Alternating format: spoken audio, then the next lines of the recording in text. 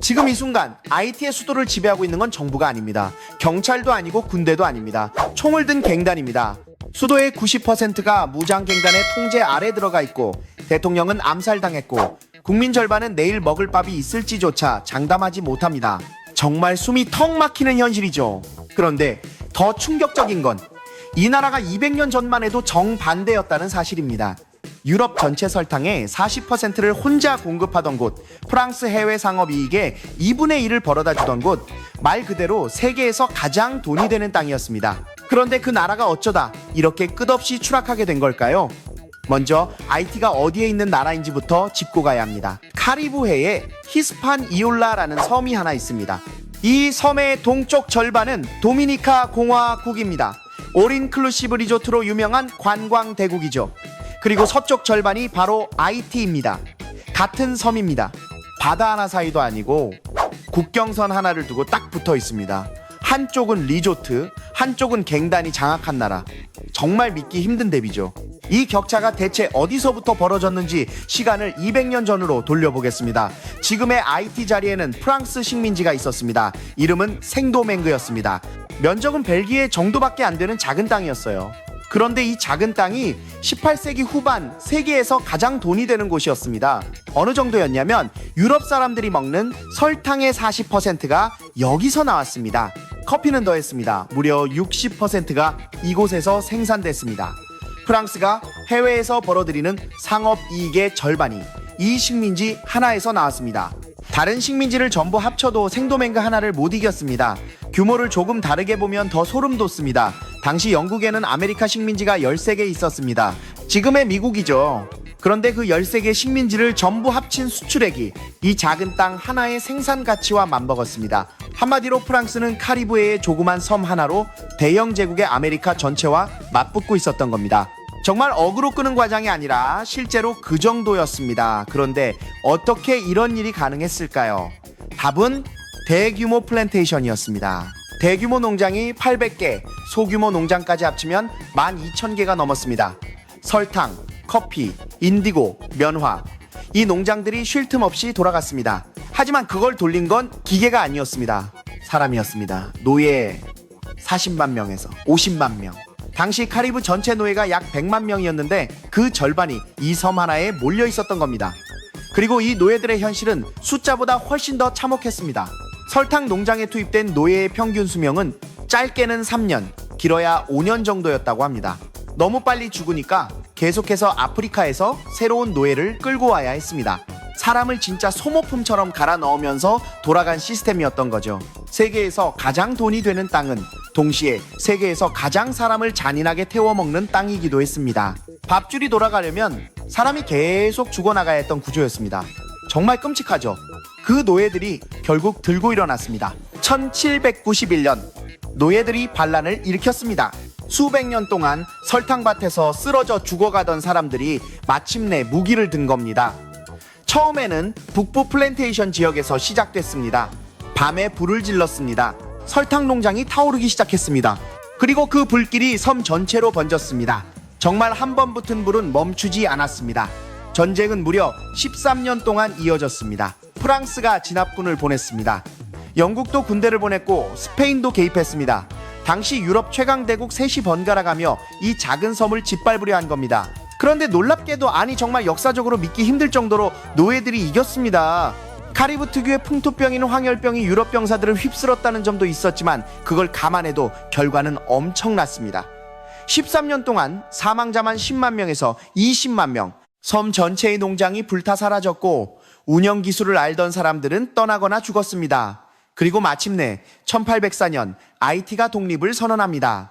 세계 역사상 유일하게 성공한 대규모 노예혁명이었습니다. 주인의 소유물이었던 사람들이 직접 나라를 세운 겁니다. 미국 독립보다 28년 늦었지만 의미는 완전히 달랐습니다. 미국은 백인 지주들의 독립이었죠. 하지만 IT는 노예들의 독립이었습니다. 이건 그냥 정치 사건이 아니라 인간이 인간으로 다시 태어난 사건이었습니다. 그런데 여기서 끝났다면 정말 영화 같은 영웅서사였을 겁니다. 하지만 현실은 전혀 달랐습니다. 자유를 얻은 순간 세계가 등을 돌렸습니다. 프랑스, 영국, 스페인, 미국, 노예를 부리던 나라들이 전부 IT를 국가로 인정하지 않았습니다. 왜였을까요? 자기들 노예들이 똑같이 따라할까봐 무서웠던 겁니다. 성공 사례가 생기면 노예제 전체가 흔들리니까요. 진짜로 그게 제일 두려웠던 거죠. 특히 미국이 심했습니다. 당시 미국 남부에는 수백만 명의 노예가 있었습니다. 의회에서 남부 노예주 의원들이 강하게 반대했습니다. 그래서 무려 58년 동안 남북전쟁이 터질 때까지도 IT를 정식 국가로 인정하지 않았습니다. 무역이 막히고 외교가 끊겼습니다.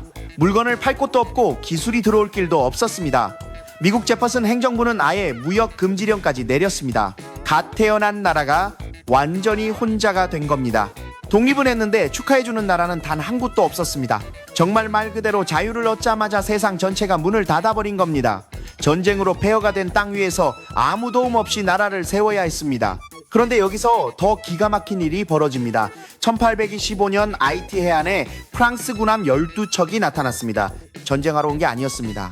청구서를 들고 온 겁니다. 1억 5천만 금프랑. 우리 재산을 잃었으니 그 값을 내라. 여기서 말하는 재산이 뭘까요? 플랜테이션도 포함이었지만 핵심은 사람이었습니다. 노예였습니다. 자유를 되찾은 사람들에게 네가 자유로워진 대가를 내놓으라고 한 겁니다. 이게 어느 정도였냐면 당시 IT가 1년 동안 걷는 세금의 10배였습니다. 월급 100만 원 받는 사람한테 1000만 원을 내놓으라고 하는 수준이 아닙니다. 그보다 더 숨막히는 요구였습니다. 그것도 5년 안에 다 갚으라는 조건이었습니다. 거부하면 어떻게 되느냐? 해안에 떠있는 군함 12척이 답이었습니다. IT 입장에서는 사실상 선택지가 없었습니다. 거부하면 재침공을 당할 수 있었으니까요. 독립전쟁에서 13년이나 걸려 겨우 밀어냈는데 다시 식민지가 될 수는 없었습니다. 그래서 결국 받아들였습니다. 자유를 지키기 위해 자유의 값을 치르기로 한 겁니다. 하지만 현실은 너무 잔인했습니다. 전쟁으로 농장은 전부 타버렸고 무역은 막혀 있었습니다. 세수의 10배를 갚을 현금이 있을 리가 없었습니다. 그래서 빌렸습니다. 어디서 빌렸냐고요? 프랑스 은행에서 빌렸습니다. 배상금을 갚기 위해 프랑스에 또 돈을 빌린 겁니다. 정말 어이없을 정도로 악랄한 구조죠. 빚을 갚기 위해 빚을 지는 구조. 이중 채무가 여기서 만들어졌습니다. 원금 따로, 이자 따로. 목을 조르는 밧줄이 두 겹으로 걸린 셈이었습니다. 이 조세와 부채 구조는 IT를 완전히 옥죄었습니다. 세기 말이 되면 정부 예산의 80%가 빚 갚는 데 들어갑니다. 나라 곳간에 100원이 들어오면 80원이 바로 빠져나가는 겁니다. 남은 20원으로 뭘 하겠습니까? 학교를 세울 돈이 없었습니다. 병원도 도로도 만들 수 없었습니다. 나라를 세우려면 사람에게 투자해야 하잖아요. 그런데 그 돈이 전부 옛 주인에게 돌아간 겁니다. 정말 말이 안 되는 일이죠. 하지만 IT는 그 말도 안 되는 현실을 실제로 겪었습니다. 이 상태가 얼마나 오래 이어졌을까요? 무려 122년입니다. 1947년에 가서야 마지막 상환이 끝났습니다. 독립한 지 143년이 지난 뒤였습니다.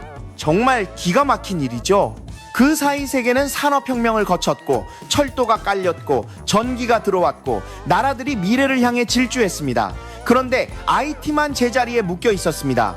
다른 나라들이 미래에 투자할 때 IT는 과거에 빚을 갚고 있었던 겁니다. 정말 말 그대로 발목에 쇠사슬을 찬 채 출발선에도 못 선 나라였던 거예요. 뉴욕타임스가 경제학자 15명과 함께 분석한 결과도 충격적이었습니다. 이 배상금 때문에 IT가 잃어버린 경제성장은 최소 210억 달러에서 그 이상에 이를 수 있다고 봤습니다. 자유를 얻었는데 그 자유의 값을 122년 동안 할부로 갚아야 했던 나라. 나라를 세울 돈이 전부 옛 주인에게 돌아간 나라. 정말 듣기만 해도 속이 뒤집히죠. 하지만 IT의 시련은 여기서 끝나지 않았습니다. 오히려 여기서부터 또 다른 손이 뻗어 들어왔습니다. 미국이었습니다. 독립 이후 111년이 지난 시점 미 해병대가 IT에 상륙합니다. 명분은 IT 내부의 정치 혼란이었습니다. 하지만 실제 이유는 따로 있었습니다. 카리브해 패권이었습니다. 카리브해는 미국 남쪽 바로 코앞에 있는 바다입니다. 미국 입장에서는 이 지역에 불안정한 나라가 하나 있으면 유럽 강대국이 끼어들 명분이 생기는 거죠. 그래서 움직인 겁니다. 점령은 무려 19년 동안 이어졌습니다. 짧지 않았습니다. 한 세대의 삶이 통째로 넘어갈 정도로 긴 시간이었습니다.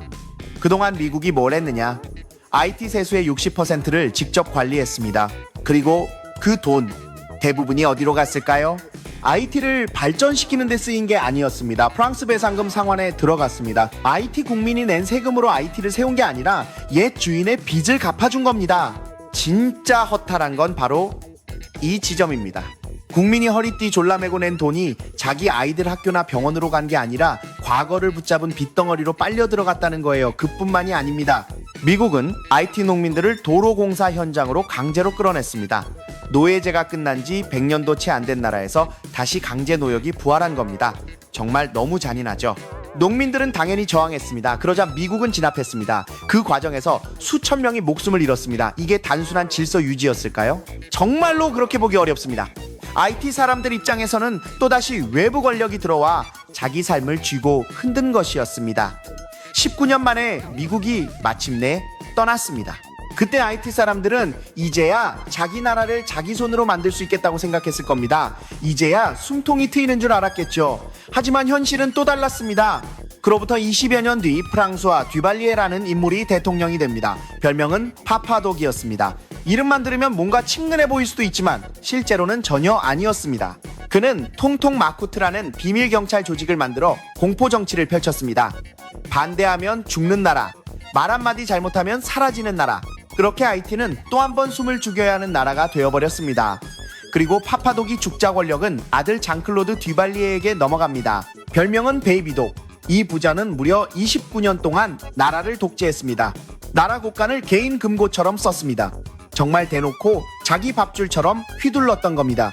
그 사이 IT 국민의 1인당 소득은 거의 꿈쩍도 하지 않았습니다. 위에서는 다 쓸어가고 아래는 계속 버티기만 한 거죠. 결국 시민들이 들고 일어났습니다. 베이비독은 쫓겨났습니다. 29년 독재가 끝난 겁니다. 여기까지만 보면 이제 정말 새 출발이 가능할 것 같죠? 이번에야말로 IT가 다시 일어설 수 있을 것 같죠? 그런데 여기서 IT 역사에서 가장 잔인한 사건 중 하나가 터집니다. 사실 이건 독재가 끝나기 몇 년 전부터 벌어지고 있었습니다. IT 농촌 마을에는 크레올 돼지라는 토종 돼지가 있었습니다. 검은 돼지였습니다. 아무거나 먹고 더위에도 잘 견디고 특별히 돌보지 않아도 알아서 잘 컸습니다. IT 농민들한테 이 돼지는 그냥 가축이 아니었습니다. 가족이었고 통장이었고 보험이었고 마지막 희망이었습니다. 아이가 아프면 돼지를 팔아 병원비를 냈습니다. 학비가 필요하면 돼지를 팔았습니다. 결혼식 비용도 장례식 비용도 급한 생계비도 여기서 나왔습니다. 은행이 없는 농촌에서 돼지가 은행이었던 겁니다. 정말 과장이 아닙니다. 그 집에 비상금, 적금, 안전망이 전부 돼지 한 마리에 들어있었다고 봐도 됩니다. 그런데 아프리카 돼지열병이 카리브해 지역에 퍼지자 미국은 자국 축산업의 병이 옮겨올까봐 IT의 크레올 돼지를 전부 도살하라고 밀어붙였습니다. 무려 130만 마리. 한 마리도 남기지 않았습니다. 이게 얼마나 잔인한 일이었냐면 농민들의 은행을 하루아침에 몽땅 없애버린 겁니다. 정말로 밥줄을 잘라버린 거예요. 도살 직후 학교 등록률이 절반 가까이 급감했습니다. 왜냐고요? 돼지를 팔아 학비를 내던 가정들이 하루아침에 아이를 학교에 보낼 수 없게 됐기 때문입니다. 미국이 대신 보내준 건 아이오와산 돼지였습니다. 그런데 이건 IT 기후에서 못 버텼습니다. 특별한 사료가 필요했고 그 비용만 수백 달러가 들었습니다. 겉보기엔 대체품이지만 실제로는 쓸모없는 선물이었던 셈이죠. 그리고 진짜 무서운 건 그 다음입니다. 돼지가 사라진 다음날 아침 농민들은 마당에 나와 텅 빈 자리를 봤을 겁니다. 그 빈자리를 채운 건 돼지가 아니라 도끼 한 자루였습니다. 나무를 베러 간 겁니다. 숯을 만들어 팔지 않으면 당장 현금이 생길 방법이 없었으니까요. IT 살림은 한때 60%였습니다. 그런데 지금은 4%도 남지 않았습니다. 정말 현실이 이렇게까지 무너질 수 있나 싶을 정도죠. 돼지 하나가 사라지면서 저축이 무너지고 교육이 무너지고 숲이 사라지고 농사가 무너지는 연쇄붕괴가 시작된 겁니다. 하지만 그래도 사람들은 살아냈습니다. 숲이 사라진 산비탈에서 옥수수를 심고 시장에서 망고를 팔고 아이들을 학교에 보내려고 버텼습니다. 200년 동안 막히고 또 막혔는데도 IT 사람들은 매일 아침 다시 일어났습니다. 그런데 이 위에 자연재해가 덮칩니다. 2010년 규모 7.0의 대지진이 IT를 강타했습니다. 수도 전체가 통째로 무너졌습니다. 학교도 병원도 사람들이 살던 집도 전부 잔해가 됐습니다. 피해액은 IT 국내 총생산의 20%였습니다. 나라 전체가 1년 동안 버는 돈보다 피해가 더 컸던 겁니다. 정말 냉정하게 말하면 나라에 체력이 있었다면 피해가 이렇게까지 치명적이진 않았을 수도 있습니다. 하지만 IT는 이미 너무 오래 얻어맞은 상태였습니다. 배상금, 점령, 독재, 돼지도살, 산림파괴, 농업붕괴 200년 동안 하나씩 무너져 내린 나라였기 때문입니다. 방패는 이미 오래전에 깨져 있었습니다. 그런데 자연까지 등을 돌린 겁니다. 정말 잔인하죠. 사람 손으로 망가진 나라 위에 자연의 주먹까지 떨어진 셈이니까요. 이 모든 걸 겪은 IT에 정말 최악이라고 밖에 할 수 없는 해가 찾아옵니다. 대통령 조브넬 모이지가 자택에서 암살당했습니다. 한밤중에 콜롬비아 용병 28명이 관저에 침투했습니다. 한 나라의 대통령이 자기 집에서 총에 맞아 숨진 겁니다. 이건 단순한 정치 사건이 아니었습니다. 나라의 마지막 중심축이 눈앞에서 무너진 순간이었어요. 그런데 더 참담한 건 그 충격이 가시기도 전에 또 다른 재앙이 덮쳤다는 겁니다. 그로부터 겨우 한 달 뒤 규모 7.2의 지진이 다시 IT를 덮쳤습니다. 대통령도 없고 수습할 정부도 없는 나라에 지진까지 온 겁니다. 이 재난으로 2200명이 넘는 사람이 목숨을 잃었습니다. 정말 나라가 숨 돌릴 틈이 한 번도 없었다는 말이 괜히 나오는 게 아닙니다. 하나가 무너지면 다음 것이 기다렸고 겨우 버티면 또 다른 재난이 덮쳤습니다. IT는 계속 그렇게 얻어맞아 왔습니다. 그리고 이 혼란 속에서 권력의 빈자리를 채운 건 정치인이 아니었습니다. 군대도 아니었고 경찰도 아니었습니다. 갱단이었습니다. 우리가 너무 당연하게 여기는 것들이 있잖아요. 아침에 문 열고 나가면 경찰이 있고 아프면 병원에 가고 아이를 학교에 보내는 것. 그런데 지금 IT에는 그 당연한 것들이 무너져 있습니다. 특히 수도 포르토프랭스에서는 그 붕괴가 너무 노골적으로 드러납니다. 아침에 학교에 가려는 아이가 있다고 생각해보세요. 그 아이는 교문까지 가는 길에 갱단 검문소를 2번 지나야 합니다. 총 든 남자가 가방을 뒤지고 통행료를 내야 겨우 지나갈 수 있습니다. 정말 영화 속 디스토피아 같은 장면인데 이게 현실입니다. 수도의 90%가 그렇게 돌아가고 있습니다. 경찰서가 아니라 갱단 거점이 치안을 좌우합니다. 국가가 있어야 할 자리에 총을 든 조직이 대신 들어앉아 있는 겁니다. 문제는 여기서 끝나지 않습니다. 주요 도로와 항만까지 갱단이 장악하면서 물자 수송이 막혔습니다. 가게 선반은 하나둘 비어가기 시작했습니다. IT 최대 곡창지대인 아르티보니트 평원마저 갱단이 통제하고 있습니다. 먹을 걸 만드는 땅까지 빼앗긴 겁니다. 이건 단순한 치안 위기가 아닙니다. 생존의 문제예요. 밥줄 자체가 끊기고 있는 겁니다. 총을 든 놈들이 길목만 쥔 게 아니라 사람들 입으로 들어갈 음식까지 틀어지고 있는 거죠. 이건 수도만의 이야기도 아닙니다. 갱단은 계속 지방으로 퍼지고 있습니다. 집을 잃고 떠도는 사람이 130만 명을 넘겼습니다. 숫자로만 보면 감이 안 올 수 있지만 그 한 사람 한 사람에게는 원래 살던 집이 있었고 이웃이 있었고 잠자리가 있었습니다. 그런데 그 모든 게 사라진 겁니다. 그리고 그중 절반이 어린이입니다. 정말 너무 잔인하죠. 어른도 버티기 힘든 세상을 아이들이 먼저 떠안고 있는 겁니다. 나라 경제는 5년째 쪼그라들고 있습니다. 국민 절반은 내일 먹을 게 있을지조차 모르는 상태입니다. IT는 서반구에서 가장 가난한 나라가 됐습니다. 그런데 여기서 가장 쓰라린 대비가 하나 남아 있습니다. 바로 국경선 하나를 사이에 둔 도미니카 공화국입니다. 같은 섬입니다. 크기도 비슷하고 식민 지배를 받은 역사도 있습니다. 도미니카도 라파엘 트루히오라는 독재자가 30년 넘게 나라를 쥐고 흔들었습니다. 그러니까 IT만 유독 역사적 시련을 겪은 건 아니었던 겁니다. 그런데도 국경선을 사이에 두고 풍경이 완전히 갈립니다. 동쪽 도미니카 해변에서는 관광객이 풀장에서 칵테일을 마시고 있습니다. 서쪽 IT 골목에서는 총 든 남자가 검문소를 지키고 있습니다. 한 섬에 2개의 세계가 붙어 있는 겁니다. 정말 믿기 어려운 장면이죠. 같은 땅에서 시작했는데 한쪽은 휴양지가 됐고 다른 한쪽은 생존지대가 돼버렸습니다. 두 나라의 1인당 국내 총생산이 비슷했던 적도 있었습니다. 둘 다 800달러 수준이었습니다. 같은 출발선이었다는 뜻입니다. 그런데 지금은 5배 차이가 벌어졌습니다. 정말 냉정하게 말하면 같은 날 태어난 쌍둥이 중 한 명은 대학을 가고 한 명은 집을 잃은 셈입니다. 도미니카 공화국은 독재가 끝난 뒤 안정적으로 민주화에 성공했고 경제개혁도 꾸준히 밀어붙였습니다. 반면 IT는 독재가 끝난 뒤에도 쿠데타와 혼란이 반복됐습니다. 같은 출발선에서 시작했는데 한쪽은 올라갔고 한쪽은 끝없이 내려간 겁니다. 그래서 IT의 추락을 그냥 지진 탓으로만, 그냥 갱단 탓으로만 보면 절반밖에 못 보는 겁니다. 물론 그것들도 분명히 컸습니다. 하지만 그 아래에는 훨씬 오래된 것들이 깔려 있었습니다. 노예제 위에 세워진 식민지 경제, 독립 직후의 고립, 프랑스의 배상금, 프랑스 은행